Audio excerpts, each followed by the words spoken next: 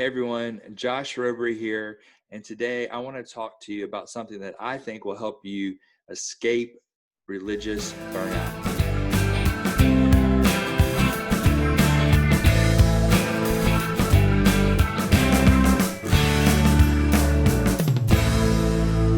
In the third chapter of my book, Surviving Religious Burnout, we talk about compassion instead of criticism.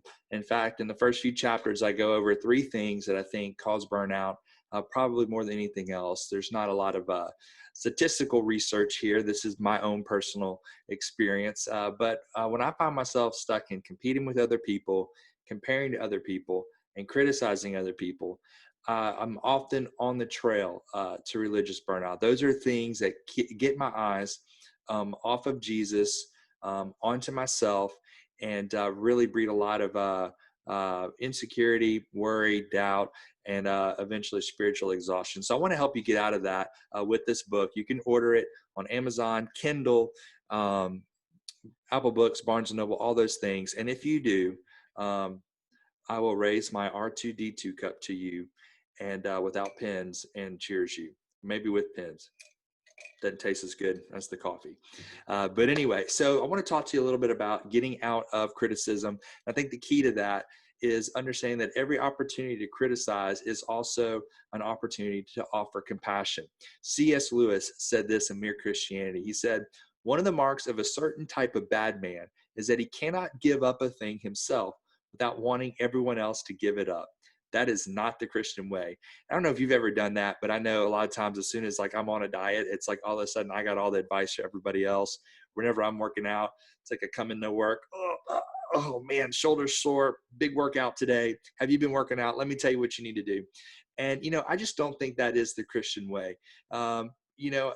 Whenever we get caught up in criticizing other people, we lose humility. And whenever we lose humility, I think we start to get our eyes off of God and onto ourselves. And really what happens is living by criticism and trying to keep up perfection Christianity. It's kind of like spinning plates. I don't know if you've ever seen those things on late night variety shows where there's the guy spinning the plates. They got this tall, thin pole.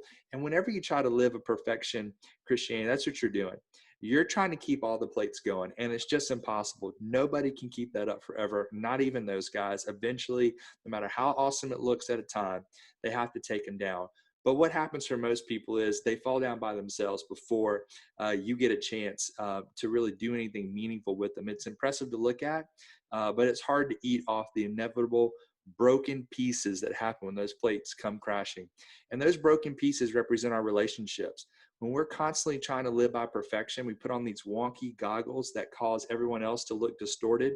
And what we do is we can't live up to that expectation. They can't live up to it. And so we begin tearing them down and criticizing them, criticizing ourselves. And it causes this warped, view of the world. And people get nervous around you. They're uncomfortable. That's how it was for me. My friends didn't know how to approach me. Even when I tried to help, they couldn't even hear my help because they were so used to the criticism.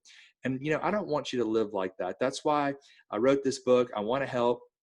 And I think Donald Miller in his book, A Million Miles in a Thousand Years, said something along these lines that I think is very helpful. He said, when you stop expecting people to be perfect, you can like them for who they are.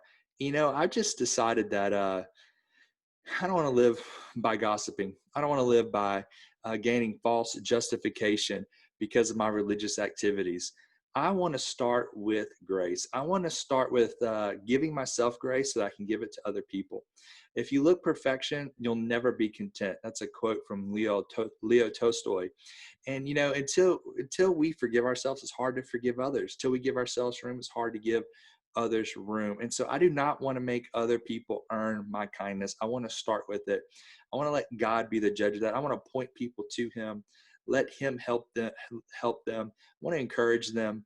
I want to warn people when they're going in the wrong direction. Obviously, we don't want anyone to be stuck in something, but I don't want to be the guy that's always shooting down other people. So anyway, I think that's a big key to getting out of religious burnout. I hope it encourages you. I hope it helps you. And I hope you check out my book, Surviving Religious Burnout. I know you'll enjoy it. And I hope you will give it a shot.